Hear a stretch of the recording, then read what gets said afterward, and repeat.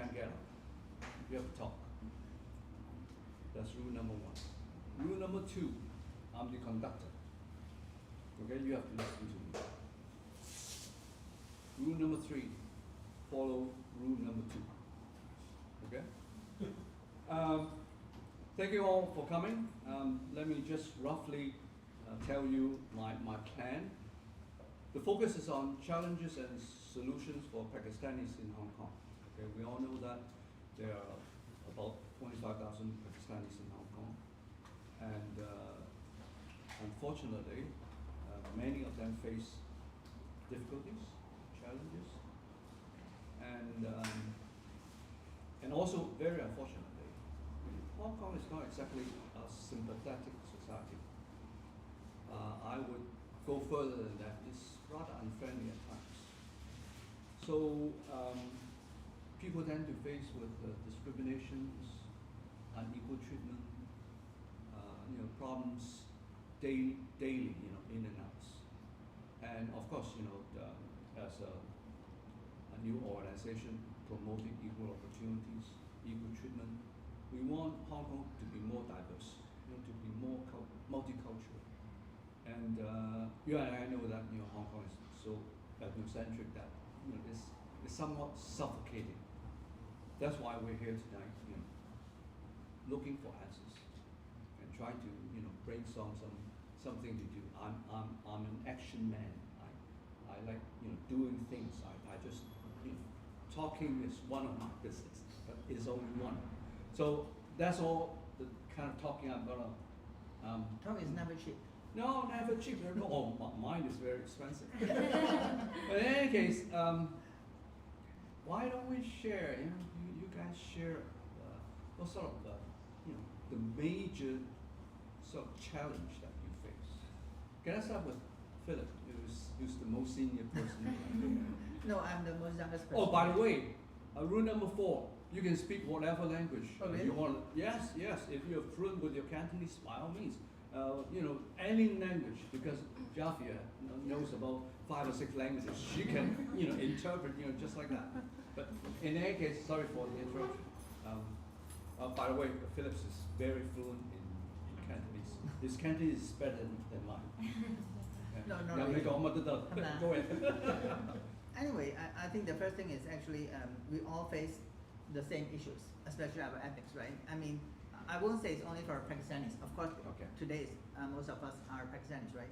But the thing is, what we are facing, the first thing I think is the barrier of the language, right? Is the language barrier.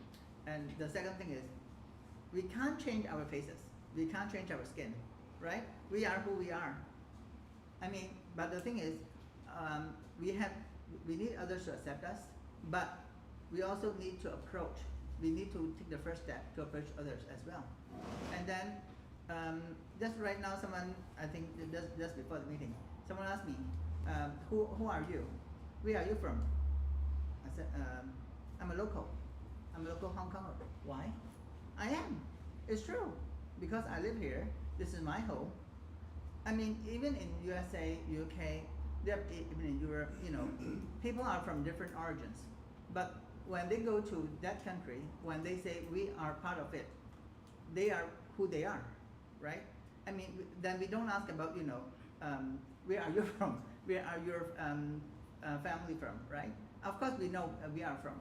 I mean, and I'm proud of myself, having my Pakistani parents and who were born in India. And then, my parents were born in India, and then, but the nationality right now was Pakistani. And then, I mean, this is going on, right? But if you're asking who I am, I'm a Hong Konger, but I do hold Pakistani passport. Okay, so that's very complicated, I would say. How about you, Aimee? What's your major challenge? My major challenge, I think there is a wall. Sometimes I feel like there is a wall between local people and Hong Kong Chinese people and ethnic minorities.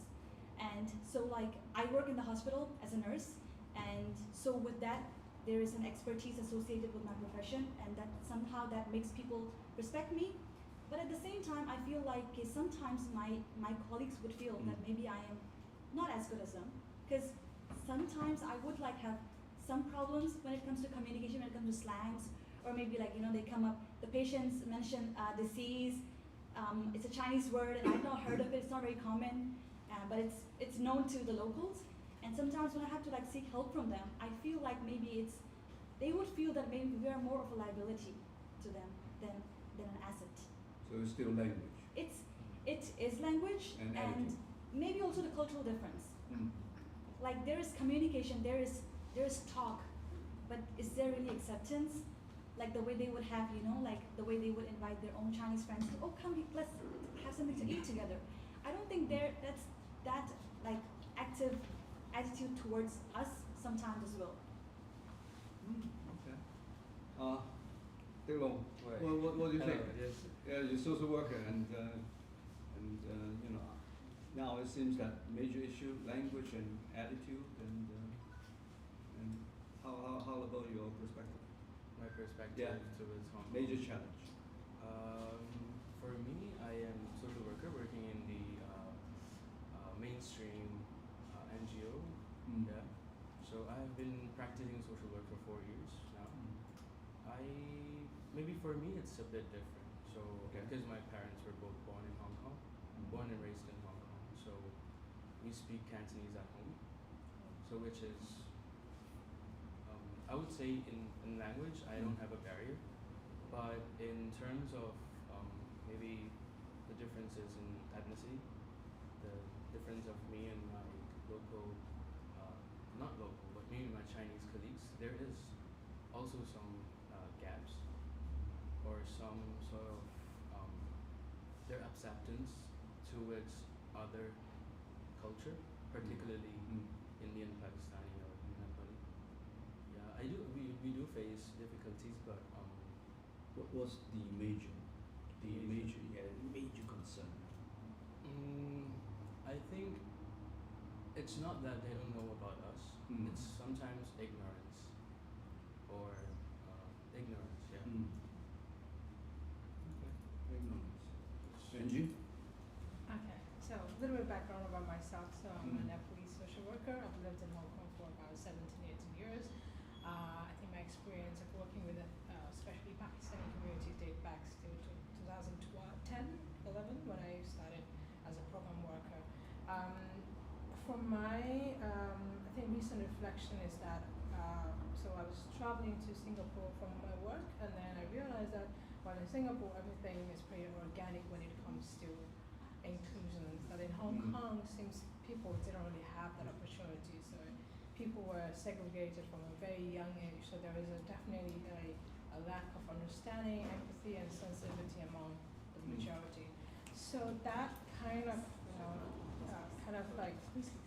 affects the whole the relationship between locals and ethnically diverse communities. And so the challenge is, of course, I think one of the major challenges, lack of just understanding and awareness and sensitivity. So for me, I work in a mental health setting, and a lot of my cases, of course, they are from Pakistani ethnicities.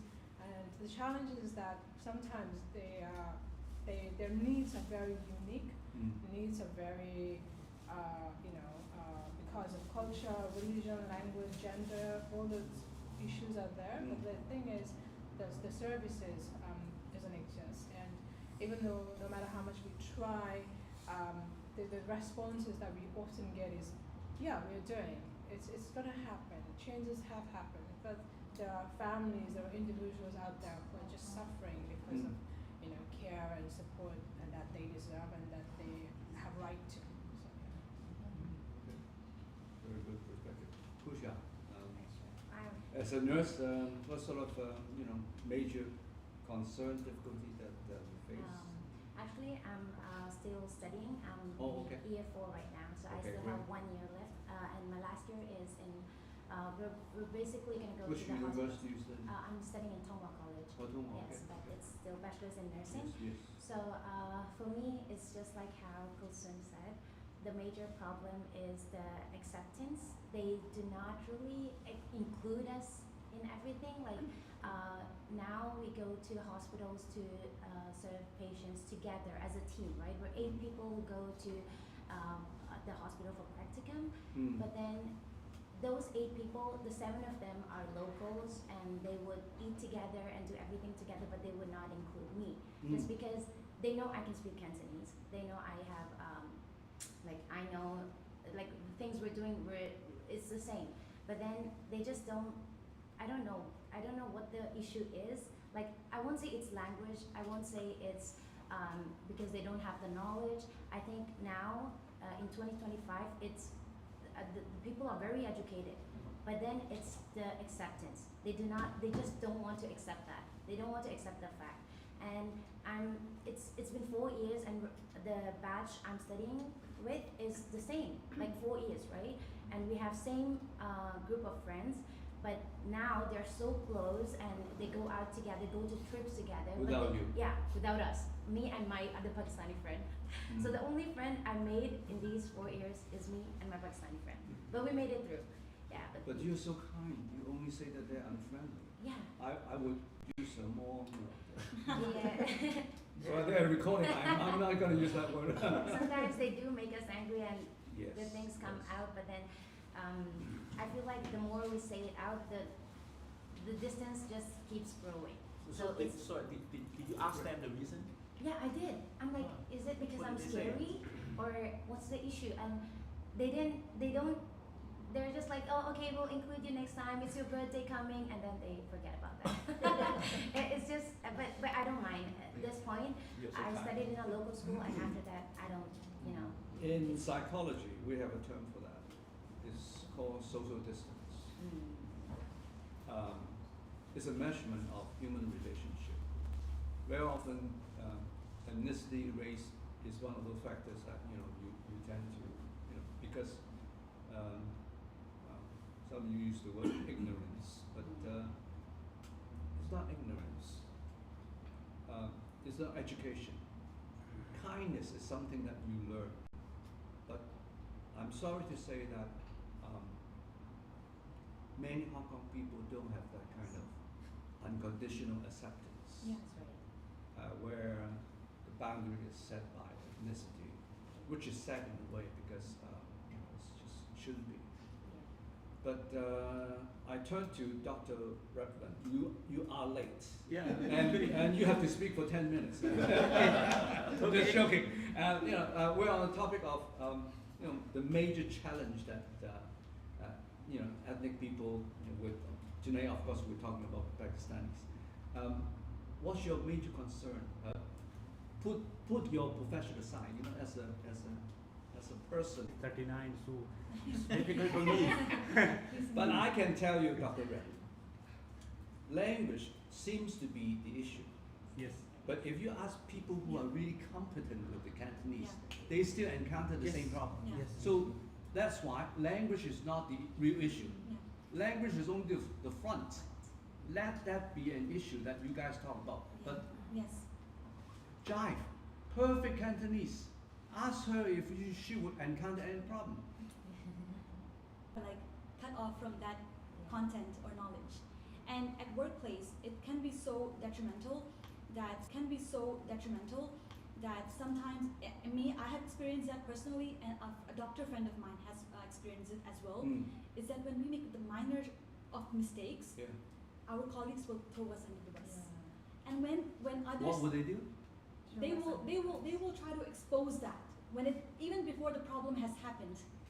It can be as simple as sticking a label on the wrong tubing, and okay, yeah, we've spotted. The problem did not happen. It's solved. It didn't there weren't any consequences, but they still want to expose you. They want consequences, but they still want to expose you. They want consequences for you, and on the other hand, when there are like local Chinese people doing the same things, they will save themselves. They will try to back up for them. Well, Yeah. that's very Chinese. I think, can I just at certain hospital there wasn't any other opportunities at that time, for her to advance her career. So she applied. So they tried to do the worst for her originally because she was. So they tried to do the worst for her originally because she was. And Hong Kong, and after my graduation in last November, The police will just check you out of anywhere. So it's quite, subjective. you know what we should do? We should have, 20 steps ahead of us, and we do everything, and you just act normal, like shopping and all that, and see if you get stopped and search. And we can have different versions. One would be, really, appropriately dressed. One is, more not that appropriately dressed. And I think it should be. A police or stop a police. I did the same with police or stop a police. I did the same thing with my white friends. A couple of my friends. We sat together. It's okay. How many years you've been here? 13 years. How many years? 18 years. I said, okay. How many times you were asked and frisked? In police's eye, we already criminals walking in the streets. Okay. So I got checked. Even when I tell them I'm a teacher, they don't really care. They will check your wallet. They check your food. They check your. Even my notebook was checked. It's a part. Resumes just because my name sounds different, I look different. Resumes just because my name sounds different. Many schools will just plainly reject you. But luckily, EDB. I'm talking too much. This is the last one. The EDB requirement system is basically implemented by white people, which makes sure that basically you are against the whole system of society. Really want EMs to join. Was raised and born in Hong Kong. What's your major challenge all these days? Education is the most important thing, but then, as Dr. John said, since I got into so how you can choose the subjects wisely and how you can plan better. Every time when I went down to school, the only thing I have realized that when I talk to the girls or the boys, they said respect and then your identity. If you ask a local person, they will just call you EMs. They don't know which country you are from Pakistan, India, Bangladesh, Nepalese. They will just give you a tag, EMs. So that lack of knowledge. And also, I used to say the same thing, respect is give and take. Even I wouldn't blame all the locals, like 100%, even us, our community, they don't respect locals as well. So there's a wall, as Kulsoon said, there's a wall between us and the local community. But since I always, can you do it? Always tell them acceptance. And the image of ethnic minorities in local minds are very different. Especially when it comes to females, they think they get married. Especially when it comes to females, they think they get married at a very early age, right? Different cultures,